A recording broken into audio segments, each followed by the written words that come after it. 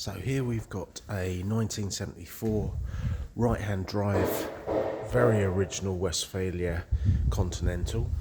Lots and lots of paperwork with this one.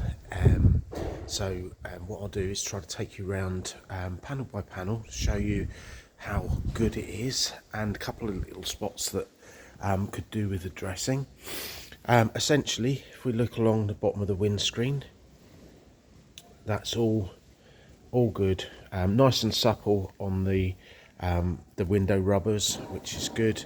Up on the A post, down through the panel and along the bottom of the panel is all good, and no problems there at all. If we go up onto the gutter,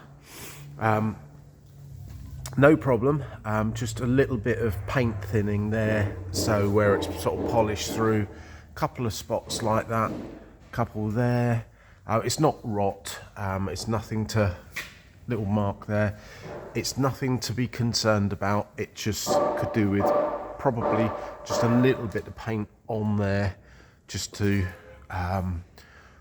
just basically where the paint's sort of gone a little bit thin, a little bit there and there, but I'm not concerned about any of those at all, but always like to be totally transparent so you can see exactly what you're buying. If we look then at the dog leg is absolutely fine, just a little bit of bubbling just there and a little bit on the door, both of which, if you wanted to, we could quote to rectify that. If we open the door itself, looking down through, you can see a nice blue carpet, but I'm showing you the dog leg essentially. And underneath the door is all good, and you can see the wheel arch itself. I haven't got any issues with that at all. Moving along the sill is all good, as is that rear quarter and the rear wheel arch. No problems on the panels other than those couple that I've just mentioned. If we move along the bottom of the windows, that's all good. Tiny bit there, but I mean really being critical, and about the same size at the other end, but nothing that I'm unduly concerned about. If we come down onto the battery tray level, there's a little bit of a bubble there. Nothing, it hasn't gone through, and there's a little bit just under there which is popping a little bit. Other than that, it's all good. It's fine along the bottom of the window until you just get, again, just thinning of paint really. Along the bottom of the panel, nothing to report at all. And on the engine lid cover, again, it's all good. You want to look under there if you're looking at prospective vans, and you can see the engine. It's all nice and clean and tidy. So leisure battery is in there, untested. Tiny little chip of paint on the bumper. Then if we look at this corner with the battery tray level, that's absolutely fine, coming up through the panel and up to the top. We go along the bottom of the window sill there. We'll carry on this one and along onto the front door. If we come down onto bottom of the door, that's all fine. Just if anything, just a little bit of a split there in the paint, but it's where the paint's sort of cracked slightly. It's not blowing as such. And on the dog leg and the step, all quite happy.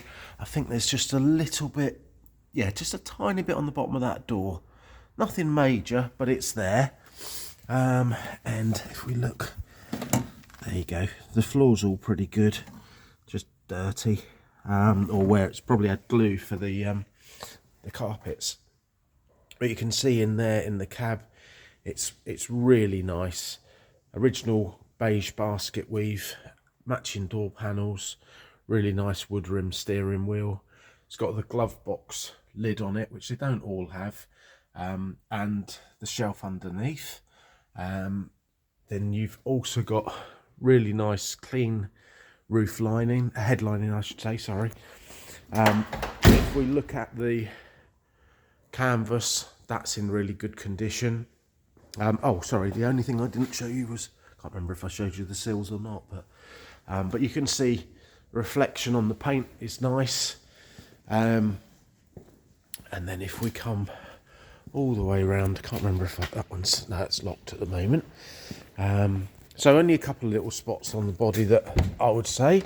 If we then just open the sliding door, obviously you've got the louvered windows in the sliding door and on the opposite side, but check out that interior.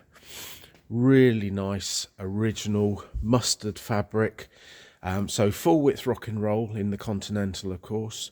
You've got the overhead headbanger cupboard, and then up in the roof you've got the double bunk, so even an adult could sleep up there. It's very good. You've also got the unzipped panels on all three sides, obviously got it on this side as well, but you've also then got the fly nets, so you can have it open, have lots of light flooding in, but the gnats and things can't come in, and of course when you go to sleep you zip them up. You've then got the swing out table, as you know, that just pulls out and flaps over, so becomes double the size for dining.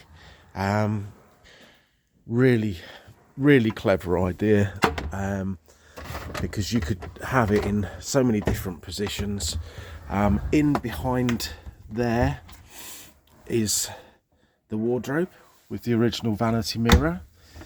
All of the cushions, such as the wedge shaped one, that's all in there still.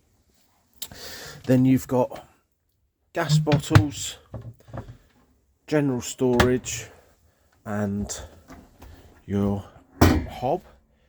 Again, all totally original.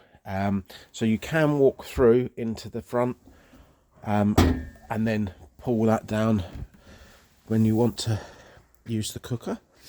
Then on the side there you've got the original pop-up with the spice rack underneath, and then this comes out. Just make sure the curtains are out the way, and you've got the second shelf there, which then reveals the sink, and obviously the tap just pulls around here. You've then in here got the little drawers, cubby hole bits, and then again even the original popper is still there on the strap, and the cool box is there. So a really nice Westfalia Continental. Say right hand drive, beautiful van, and very well priced as well.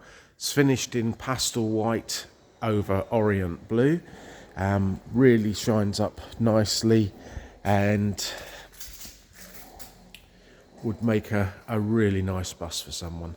So don't forget, subscribe to our page so you can stay abreast of the new vehicles as they come in, and as we're chatting through, we're just sort of showing you the features. So even if you're not looking to buy, it's just, we try to make the videos informative, so you know exactly what each model gives you.